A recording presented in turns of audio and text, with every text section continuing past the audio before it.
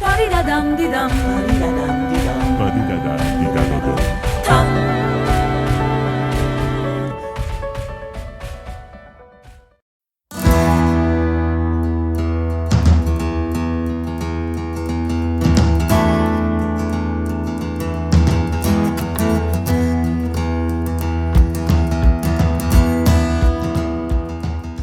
Bonjour à tous, merci d'être là aujourd'hui. Dans le cadre de la commémoration de la Journée internationale des femmes le 8 mars 2022, le collectif Le droit de vivre en paix Montréal et le Derecho de vivir en paz Montréal organise cette table ronde et aussi une diffusion de témoignages vidéo des opinions des femmes chiliennes et québécoises, activistes et représentantes d'organisations féministes et sociales. Aujourd'hui, c'est ça, on a 6 personnes en total comme panélistes. Nous avons 3 ici. Malheureusement, il y a une personne qui n'est pas là, c'est Marlene Hale. Elle devait venir, mais elle a eu un empêchement. Mais elle a envoyé une vidéo. Mars est notre, disent les féministes populaires, ça c'est au Chili, mais aussi dans la rue. Au Chili, l'un des pays les plus inégaux d'Amérique latine, les femmes populaires sont doublement opprimées. Opprimées parce qu'elles sont des femmes et parce qu'elles font partie du peuple, des masses laborieuses. Les ouvrières, les paysannes, les mapuches, les migrantes et les villageoises ont des milliers de raisons de brandir les drapeaux de la lutte et de la protestation. Étant un peu plus de 9 millions, la moitié de la population, source officielle indique que les femmes sont victimes de discrimination et de ségrégation professionnelle.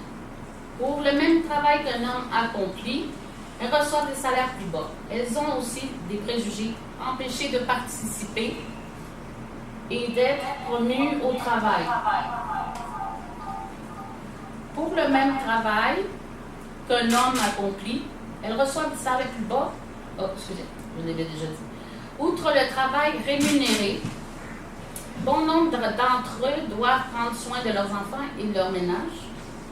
La survie familiale en dépend dans de nombreux cas. Pour les femmes pauvres, il s'agit d'une lutte continuelle. Elles survivent avec des bas salaires pour assumer la santé, le logement et l'éducation, considérées comme une marchandise de plus.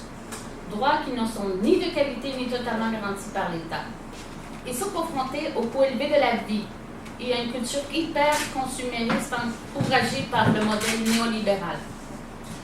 Nous ressentons plus de crainte que non lorsque la nuit tombe. Dans la rue, la violence, le viol et le meurtre, à nous, les responsables blancs les commettent, mais aussi l'État. Et dans différentes circonstances de l'histoire du Chili, va démontrer que ce sont elles qui, en adoptant différentes formes d'organisation, de mobilisation et de lutte frontale, ont rendu possible la transformation de la société chilienne. Depuis l'arrivée sociale en octobre 2019, une nouvelle période politique qui va toucher. Dans la diversité des femmes et de leurs organisations, différents regards et façons de suivre leur lutte pour conquérir leurs droits jusqu'à leur différence. Vous pouvez lever la main dans les boutons, vous pouvez lever la main si vous avez une question. Vous pouvez aussi écrire dans le chat. OK. Et ici, en personne aussi, levez votre main.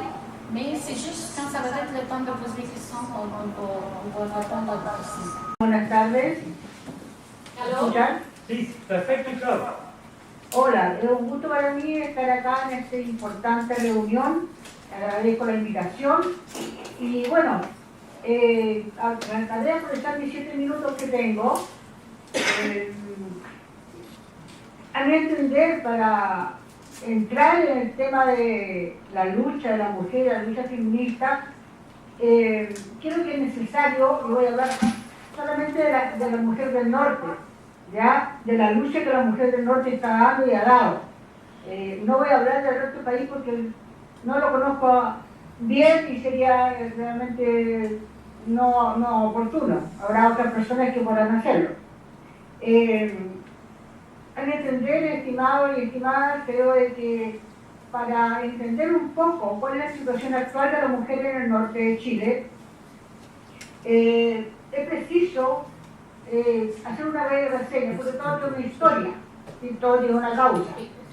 Entonces, brevemente mencionaré, ¿no?, de que la mujer nortina, haciendo una reseña no demasiado larga, voy a partir diciendo que la mujer nortina empieza su lucha, a incorporarse en la lucha en la época en el momento, ¿no es cierto?, que está en su álgido producción, todo el tema de la extracción del salitre. Surgen las pampas saliceras, donde se une a la lucha del hombre por una situación mejor de vida, los cuales eran prácticamente, vivían en condiciones paupérrimas, eran sobreexplotados tanto ella como su marido, sus hijos, y estas mujeres se unen, ¿no es cierto?, en la lucha por lograr mejoras en su vida, en todo su quehacer. Se ve obligada a salir a trabajar, a alimentar a su familia, a alimentar a sus hijos, mientras que esperaba saber qué había pasado con sus esposas, con sus hijos, con sus hermanos. Y la mujer asume, ¿no es cierto?, se ve empujada a asumir un rol en el ámbito laboral y a ser además jefa de familia. Y ahí la familia empieza a disgregarse porque cada cual empieza a tomar un rol, digamos, para sobrevivir. ¿Ya? No para mejorar las condiciones de vida, no para subir el nivel económico, sino sencillamente para sobrevivir. ¿Ya? Y la mujer se mantiene en ese estado de sobreexplotación. A posterior, quiero resaltar un hecho. El año 1983, el 8 de marzo justamente, se realiza en Iquique un evento importante donde se convocan a más de 2.000 mujeres a un evento de conmemoración del 8 de marzo.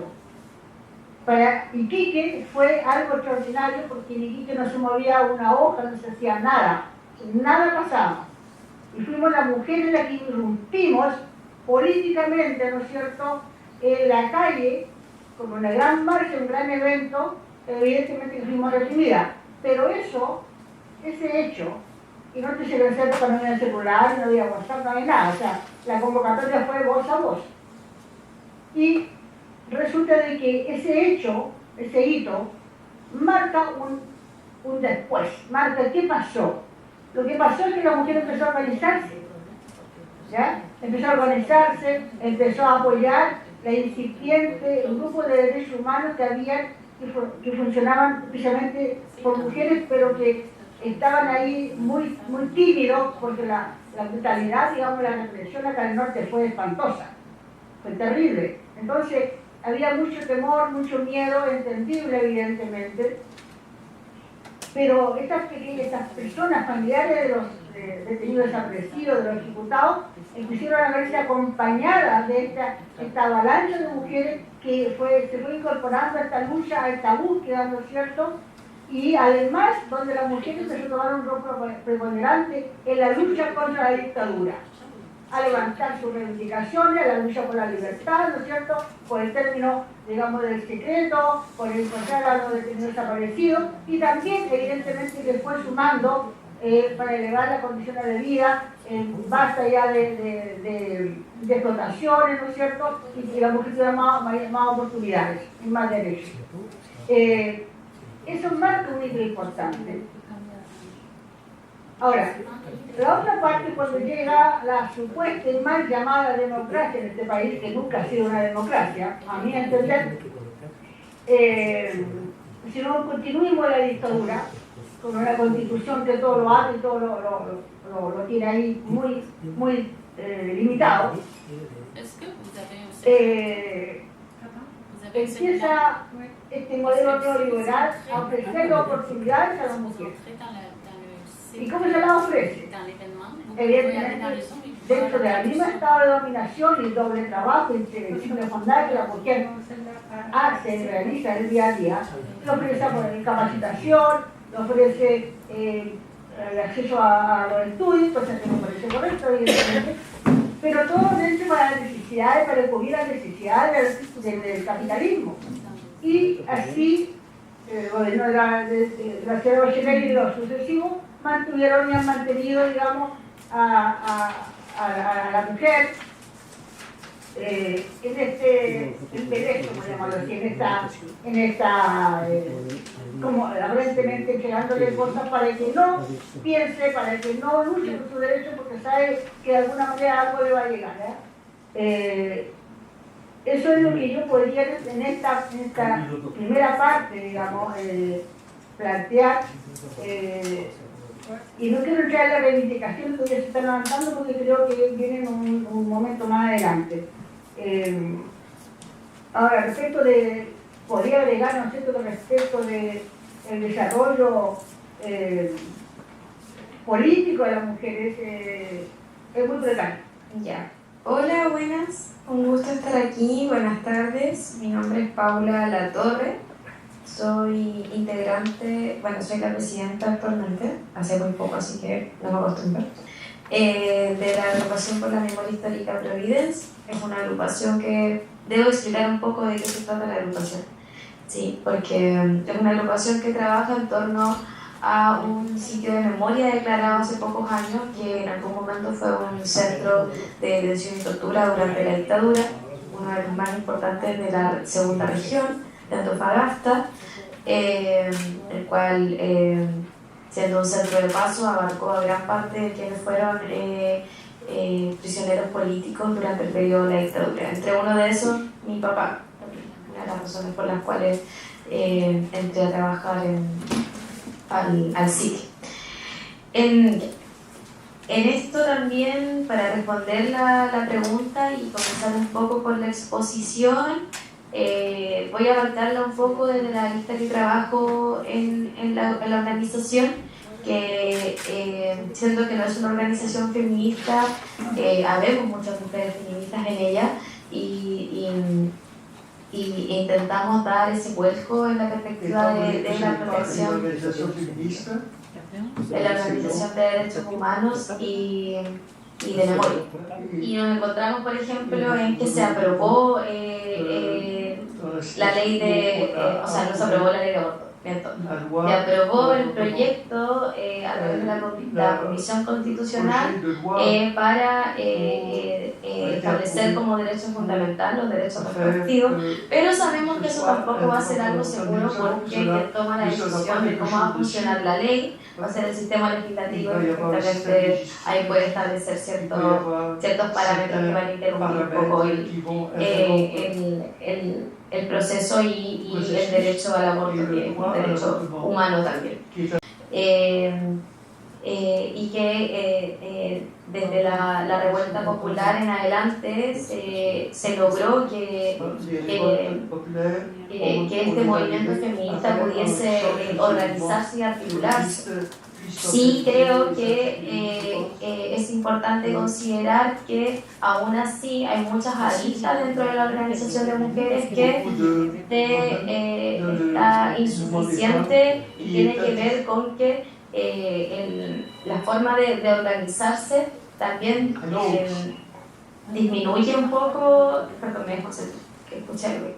También invisibiliza un poco la forma en cómo las mujeres se han estado como organizando, porque, por ejemplo, durante la revuelta popular hubo muchas denuncias de violencia político-sexual, que es algo que no está instaurado como un tipo de tortura, como un tipo de violencia política, como parte del trabajo del Estado, sino que solamente se iban reconociendo aspectos de detenciones comunes. Una de las cosas más importantes a cambiar en este momento sería, bueno, en realidad hay muchas, partamos por los derechos reproductivos, porque que la Comisión Constitucional haya aprobado el proyecto no asegura nada. También seguimos por el trabajo doméstico, o sea, asumimos que las mujeres, esta es una cuestión histórica que tiene que ver con que las mujeres... On a eu quelques problèmes au niveau de l'interprétation vers le français. Donc, premièrement, je voudrais remercier cette occasion de partager avec des camarades, particulièrement des femmes qui se trouvent dans différents endroits, qui viennent de différents horizons, différentes expériences, d'expériences diversifiées, et ça démontre toute la diversité dont nous faisons partie, nous les femmes. Donc, je vais essayer de répondre aux deux questions. Les deux questions qui étaient dans l'invitation qu'on nous a envoyée, donc la situation des femmes au Chili, et l'autre question était liée aux principales luttes qu'on retrouve dans le scénario actuel. Premièrement, je voudrais vous dire, je suis Nadia, je suis féministe depuis plusieurs années déjà. Je fais partie du Referente Politico-Social, qui est une articulation de mouvements sociaux et populaires qui s'est créé au Chili après le soulèvement populaire d'octobre 2019. Et l'objectif de cette articulation, de cette coalition, est d'avoir un regard critique et de répondre de façon critique également à tout le processus institutionnel qui a été présenté comme étant une sortie à cette crise politique qui a été accentuée avec la révolte sociale. Donc, depuis cette organisation, nous critiquons l'accord pour la paix et la nouvelle constitution qui a été présentée et toute cette trajectoire. Nous croyons que c'est une sortie qui vient de l'élite, de la classe politique et dont l'intention principale est de démobiliser les secteurs populaires qui durant la révolte sociale, étaient sortis à la rue pour exiger une transformation beaucoup plus profonde. Donc, dans ce contexte, c'est à partir de là que je vais parler. Je ne dis pas porte-parole parce que nous n'avons pas un tel titre, mais je suis membre de cette instance. Donc, nous sommes plusieurs féministes qui avons rejoint cette instance pour pouvoir réfléchir et regarder ce qui est en train de se passer avec le mouvement féministe chilien dans le contexte actuel. En ce qui concerne la première question sur la situation des droits des femmes au Chili, je dirais qu'en termes généraux, pas seulement au Chili, mais je l'ai entendu de féministes d'Espagne et de d'autres endroits, les droits des femmes dans un contexte d'ordre patriarcal, de système capitaliste, d'une société qui est raciste, pardon. Donc, les femmes ne sont jamais des droits. Nos droits sont toujours questionnés. On n'obtient jamais le statut de droit durable, de droits qui sont inaltérables, qui ne peuvent pas être changés, peu importe les conditions dans lesquelles on se trouve, ou peu importe le contexte historique dans lequel on se trouve. Donc, face aux crises, dans des conditions déterminées, dans des contextes déterminés, on revient toujours à questionner les droits des femmes et on retrouve encore cette fragilité. Donc, on a pu le voir durant la pandémie. Donc, cette possibilité qui s'était ouverte pour les femmes avec l'accès au marché du travail, qui est quand même un caractère totalement capitaliste, mais l'insertion des femmes dans le monde, entre guillemets, du travail s'est rapidement dégradée. Au Chili, par exemple, on parle que l'insertion des femmes dans le marché du travail a reculé de 10 ans au moins, selon certaines statistiques d'organisations internationales. Certaines parlent même d'un recul de droits de 30 ans à cause de la pandémie. Donc cela démontre, et c'est un peu à ça que je veux arriver, c'est que les droits des femmes, dans ce contexte, sont très fragiles. C'est penser que les droits ne sont pas otorgués par une norme, un statut légal, non pas un caractère juridique. Les droits, c'est un exercice des femmes, c'est une application, un exercice des organisations féministes, et cet exercice doit nous permettre justement d'avancer dans toute cette remise en question qui a lieu dans des contextes de crise. Et dans le cadre desquels on peut observer tout ce recul au niveau des droits. Les droits des femmes ne sont pas des droits parce qu'ils sont reconnus juridiquement ou au niveau des normes.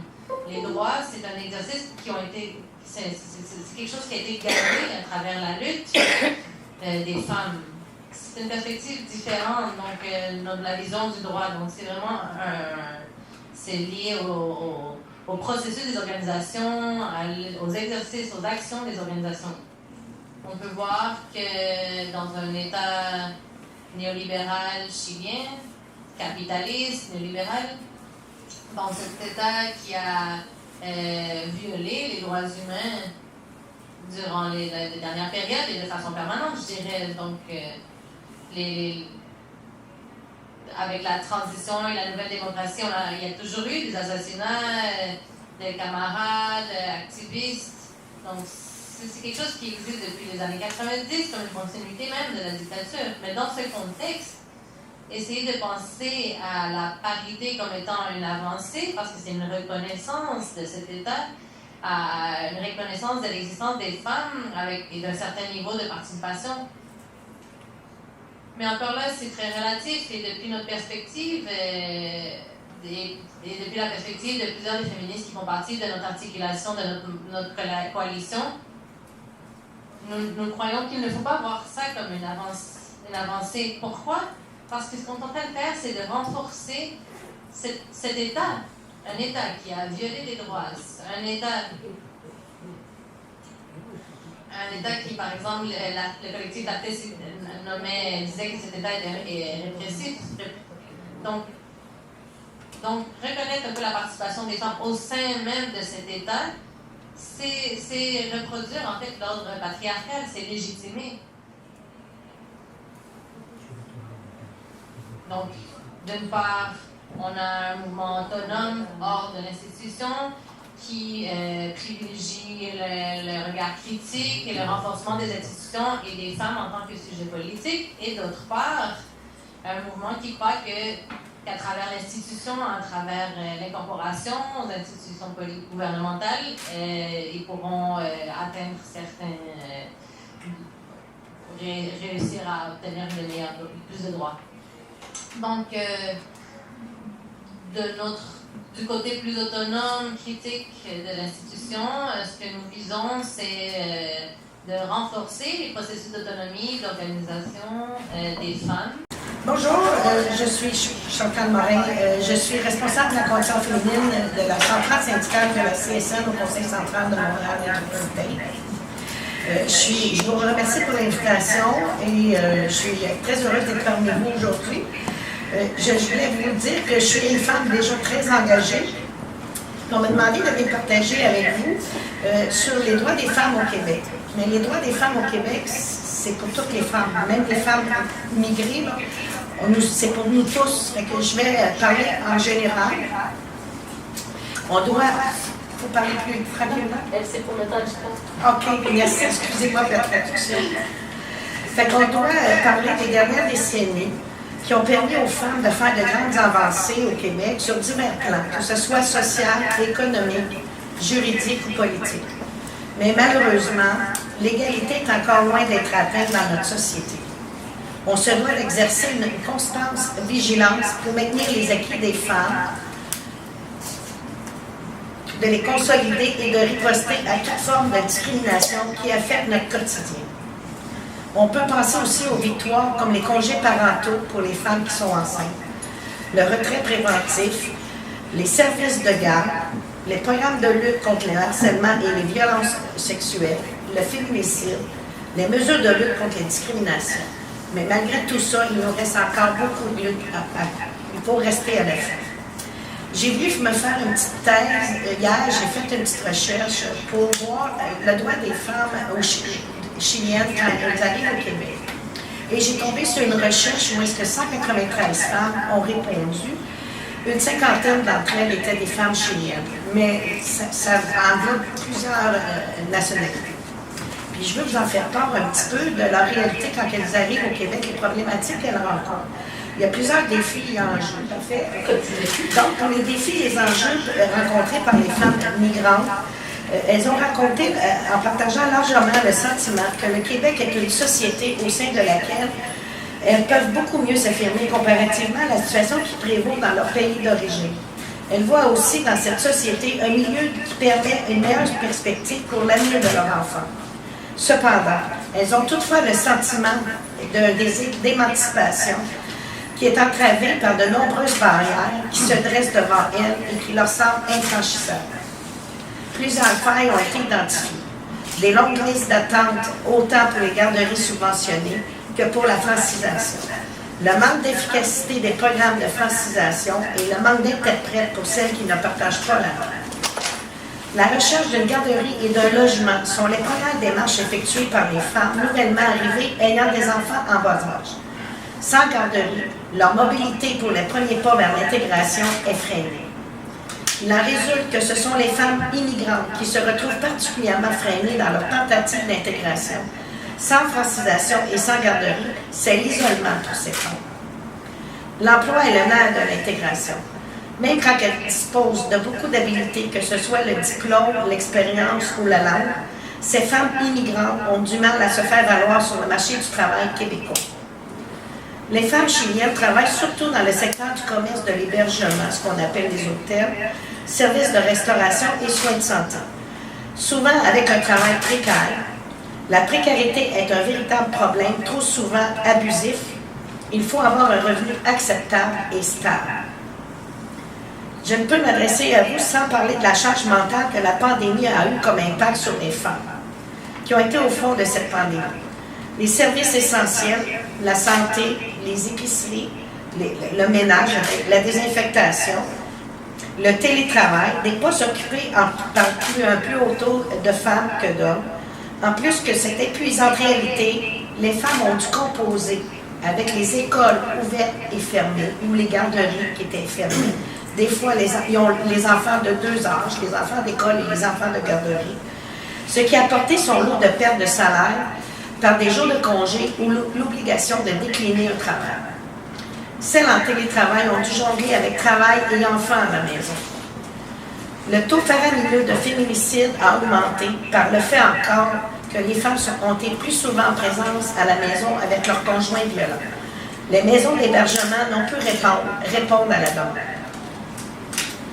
La deuxième question qu'on m'avait posée lors de l'invitation, les principales luttes et la perception. Il faut exercer une constante vigilance pour maintenir les acquis des femmes trop fragiles, comme l'avortement. On a juste à regarder nos voisins aux États-Unis, où il y a plusieurs États que l'avortement est déjà résolu. Là, ils veulent pas que c'est contre la loi. Et ici même, aux dernières élections au fédéral, le Parti conservateur voulait sortir ce dossier et le mettre sur la table. Fait qu'il faut vraiment rester à l'affût pour conserver les droits que nous, les femmes, on a acquis. Les mesures de conciliation famille, travail, études. Les mesures de lutte contre la discrimination. À cela, il faut ajouter la vaste campagne pour l'équité salariale afin que cesse la sous-rémunération des métiers considérés comme féminins. Ce que nous voulons, c'est une société qui unit nos voix, nos horizons et qui reconnaît l'intersectionnalité des oppressions. Une société qui répond enfin à nos besoins et qui respecte les droits et la dignité de toutes les femmes. C'est avec assurance et espoir que nous nous engageons vers cet autre monde tissé de liberté, solidarité, justice et de paix. Je terminerai en disant que la place des femmes dans la prise de décision sont un enjeu continu entre différentes femmes qui ont des cultures différentes, mais pour une vision commune de société. Qu'il faut briser le silence et créer des solidarités entre nous les femmes, qu'il faut converger nos efforts pour l'atteinte d'un monde plus juste. L'avenir est féministe. Merci de m'inviter et je salue toutes les femmes chiliennes pour leur lutte qui continue toujours. Moi, je suis la présidente du Conseil canadien des femmes musulmanes de Montréal. C'est quand même une organisation à but non lucratif avec 17 chapitres à travers le Canada. Nos chapitres travaillent en concertation à promouvoir les droits de la femme, à réfléchir ensemble sur ce qui nous préoccupe, à trouver des stratégies communes pour agir sur certains problèmes auxquels nous sommes confrontés, tels que la violence faite aux femmes, la haine et l'islamophobie que subissent les individus, au sein de la communauté musulmane, et un petit peu partout, et surtout les femmes, car celles qui sont voilées représentent une minorité visible. Au Québec, nous continuons à dénoncer la loi 21, car ce sont nos jeunes diplômés voilés musulmanes qui sont les plus affectés. Pour ceux qui ne le savent pas, la loi 21 interdit le port de symboles religieux par les enseignants, les directeurs d'école, les directeurs adjoints, y compris les policiers, les avocats, les notaires, les juges et autres dans l'exercice de leurs fonctions. Déjà, le devoir du 16 mars, donc tout récemment, rapporte qu'il y a 75% des futurs actuels ou anciens étudiants en enseignement portant un signe religieux et 54% des futurs actuels ou anciens étudiants en droit portant un signe religieux qui réfléchissent de quitter le Québec. Cette recherche a été menée par les professeurs Elizabeth Elborn de l'Université McGill et Kimberly Manning de l'Université Concordia. Depuis sa création, nous nous sommes jointes à d'autres organisations et d'autres individus dans la coalition Inclusion Québec pour combattre la loi 21 en cours, car nous le considérons comme une loi discriminatoire, une loi qui cause des inégalités. De plus, le Conseil canadien des femmes le Conseil national des musulmans canadiens, un autre organisme qui siège à Ottawa, a également tenté de contester cette loi devant les tribunaux. Mais même quand le juge prononce que la loi 21 transmet le message que les personnes qui exercent leur foi ne méritent pas de participer à part entière dans la société québécoise, mais quand il dit que ces personnes portant des signes religieux vont se sentir ostracisées et elles verront leurs rêves devenir impossibles, alors que d'autres se trouveront coincés dans leur poste sans possibilité d'avancement, il juge qu'il ne peut rien faire pour révoquer cette loi. On réclame que le gouvernement du Québec fasse plus pour venir en aide aux ceux et celles qui font face à la discrimination en matière de logement ou l'accès à l'emploi. On va parler aussi des cas de discrimination où les propriétaires refusent de louer aux personnes des minorités visibles. Et ces personnes, souvent, sont assujetties aussi à l'impolitesse lorsqu'ils accèdent aux services de santé ou sociaux, lorsqu'ils postulent un emploi, lorsqu'ils communiquent avec le personnel de l'école, ainsi de suite. Donc, vivre en paix aussi, c'est aussi quand la police traite les minorités visibles comme ils traitent les Canadiens blancs, quand ils ne font plus le profilage racial. Aux nouvelles, hier soir, on vient d'entendre qu'une femme autochtone de Saskatchewan qui est sortie de sa maison en appelant la police pour avoir de l'aide, a été arrêtée pour l'intoxication pendant que son mari à l'intérieur tabassait leur bébé de 13 mois à mort. Et l'année dernière, la police d'Ontario est rentrée par le balcon pour tirer sur un schizophrène musulman qui brandissait un couteau. Ils l'ont tué. Souvent, un homme de race noire, on entend beaucoup, se fait arrêter au Québec pour vérifier si la voiture lui appartient ou s'il conduit une voiture volée.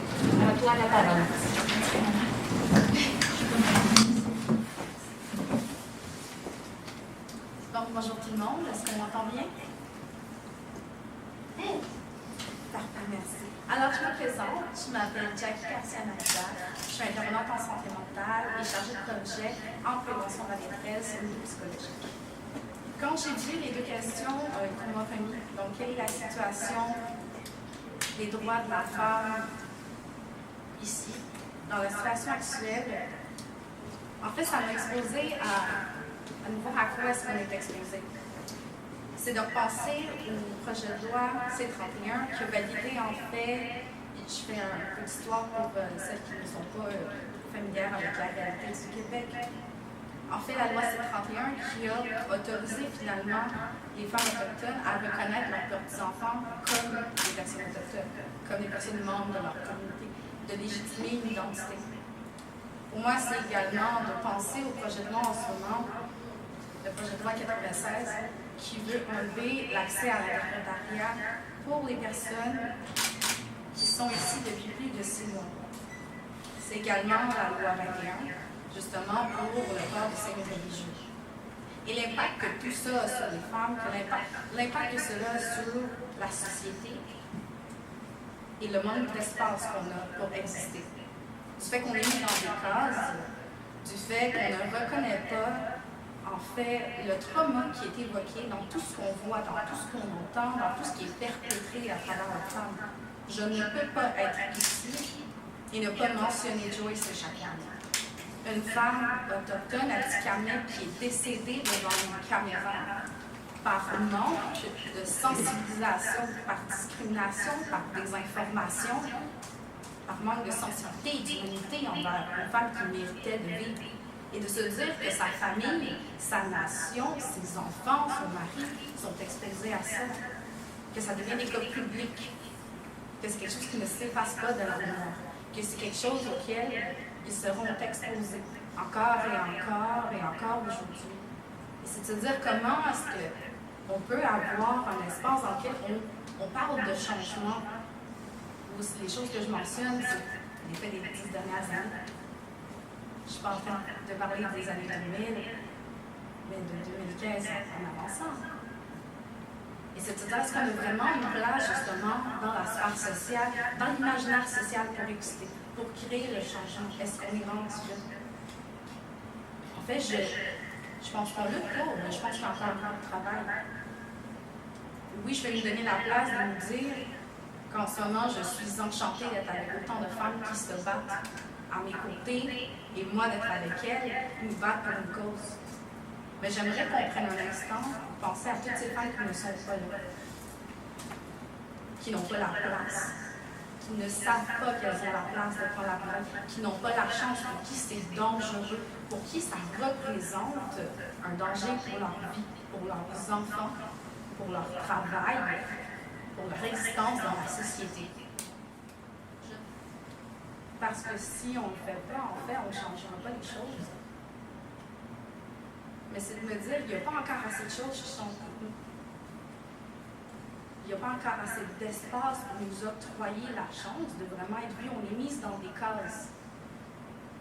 Quand on regarde le projet de loi 25 ou 21, pardon, où on est exposé justement au fait que la femme est définie uniquement par le port de hijab, on ne la voit pas comme dans sa pleine contribution sociale, dans ce qu'elle peut faire comme éducatrice, dans ce qu'elle peut apporter à sa société. On voit un objet sur ses cheveux. C'est tout ce qu'on voit. Quand, dans l'ouest du Canada, on enlève, on force des femmes autochtones, et vous allez vous informer, il y a des statistiques et des articles, où on les force à perdre le droit d'enfanter, sinon elles n'ont pas le droit de voir des enfants, de voir leurs enfants nouvellement. C'est où on en est aujourd'hui, au Canada.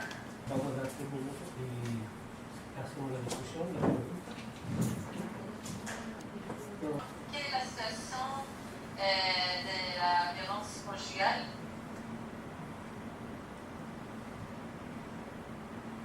Au Chili, en ce moment. Et aussi la situation concernant la mort de l'enfant. Je ne peux pas dire réellement pour les adolescentes, mais pour tous les femmes. Ok. Qu'est-ce que vous voyez sur le terrain? D'accord. Alors, on a 3 personnes au Chili. Edith, Soraya, Nadia. Qui peut répondre à la question de Sol sur l'avortement et les violences conjugales? Ok, allez-y, Edith. Voilà. Alors, en ce qui concerne la violence conjugale au Chili, les taux de violence conjugale sont très élevés, excessivement élevés. En cette époque de pandémie, les chiffres ont monté et se maintiennent jusqu'à aujourd'hui. C'est accompagné de féminicides. Nous en sommes arrivés à avoir 5 à 7 féminicides par mois, donc c'est très grave. Nous faisons également face au fait que les femmes ont peur de dénoncer, la peur de faire appel à de l'aide, la peur de penser qui va rester avec les enfants, qu'est-ce qui va se passer avec eux. Et ça fait qu'elle supporte la violence domestique, pas seulement la violence du mari ou envers les enfants, la violence aujourd'hui. Aujourd'hui, la violence familiale, on peut dire, a augmenté en ce qui concerne l'avortement. Que la loi soit approuvée ou pas, c'est l'organisation féministe qui a permis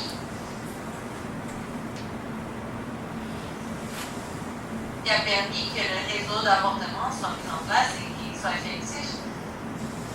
Évidemment,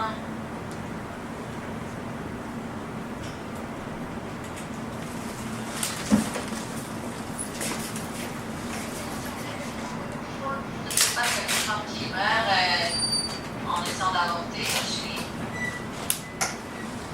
ou par l'avortement qui ne sont pas légal, par exemple. Philippe, venez ici.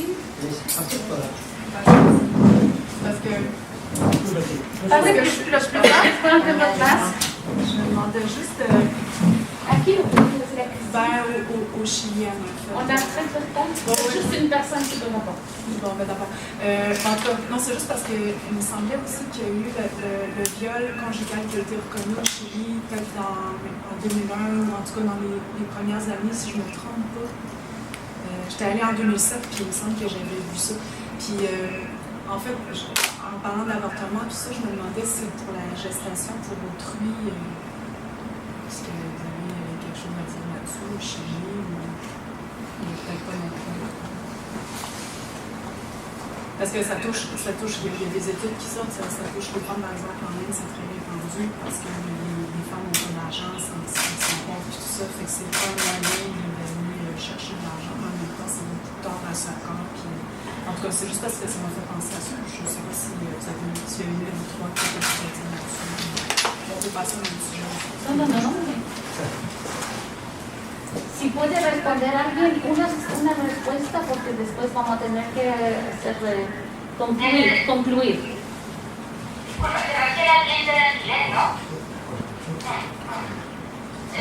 C'est référence au fonds de location qui s'appelle le Sud.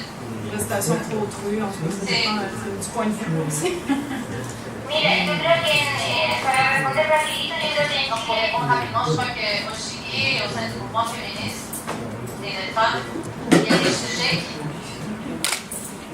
qui n'ont pas encore été positionnés comme étant des problèmes à affronter en ce moment. Ce n'est pas qu'ils n'arrivent pas, ce n'est pas des problèmes qui ont été visibilisés encore. Et un peu, c'est le problème que tu mentionnes. Comme tu dis, avec l'augmentation de la migration, il est probable que ça soit une problématique qui va devoir être affrontée, qui va devoir être même chose avec la situation de prostitution également, de plusieurs femmes. Parce qu'évidemment, toute la fragilité avec laquelle arrivent les personnes migrantes, les femmes migrantes, les mettent dans une situation de risque où pour survivre, elles doivent de manière forcée, obligatoire, faire ce genre d'action, prendre ce genre de décision. Mais ce n'est pas un sujet qui a encore été très visibilisé ni sur la base. Merci. Je vais conclure. Je voudrais dire que oui, les femmes au Chili ici, ils ont beaucoup de défis devant eux, ils ont beaucoup de charges. Ils ont ici, l'avortement est un droit, mais il peut disparaître. Ça a déjà été, il y a déjà eu les conservateurs, je pense, qui ont essayé de l'enlever, mais ça n'a pas été concluant.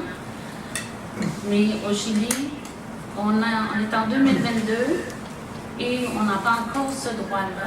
En tout cas, de ce que j'ai entendu avec la pilule, je trouve que cette pilule-là, je ne la connais pas, mais je trouve que c'est de donner à une femme avec une pilule, Tu sais, je veux dire, c'est aucun soin, ça, c'est se débarrasser de la personne.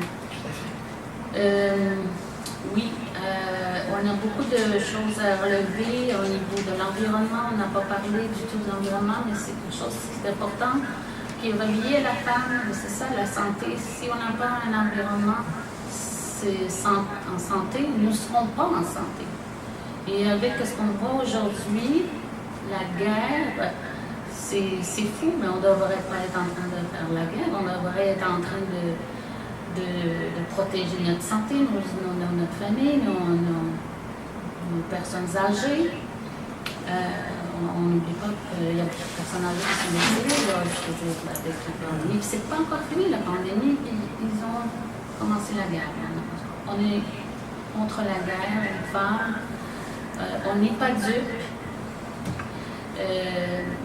Les investissements, oui, beaucoup d'argent pour la guerre, mais pas pour les vraies choses comme la santé, l'éducation. Tu sais, avoir quelque chose à manger. Padidadam didam. Padidadam didam. Padidadam didadodom.